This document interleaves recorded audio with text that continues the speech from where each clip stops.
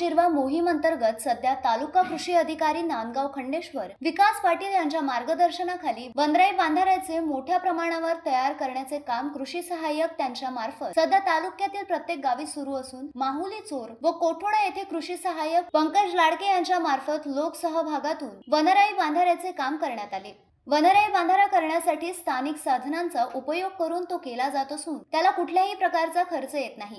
फक्त गावातील शेतकरी गावकरी त्यांच्या मदतीने सिमेंटच्या खाली पिशव्यामध्ये जिथे वनराई बांधारा करायचा आहे येथीलच माती व रेती भरून भरलेल्या पिशव्या ह्या पाण्याच्या प्रवाहाच्या आडव्या व्यवस्थित एकावर एक ठेवून आपल्याला वनराई बांधारा तयार करता येतो। अशा तयार वनराई बांधाऱ्यात पाणी अडविले जाऊन जंगलातील प्राणी व पक्षी यांना पाण्याची सोय होते, तसेच जमिनीतील पाणी मुरून पाण्याची पातळी वाढते। तसेच संरक्षित ओलितासाठी पण बांधाऱ्यातील पाण्याचा उपयोग शेतकरी यांना करता येतो। अशा प्रकारे माहुली चोर व कोठोडा येथे कृषी सहाय्यक पंकज लाडकी यांच्या मार्फत लोकसहभागातून वनराई बांधारा बांधण्याचे काम सुरू आहे। Uttam Brahmanwade, the sting operation news, Nandgaon Khandeshwar.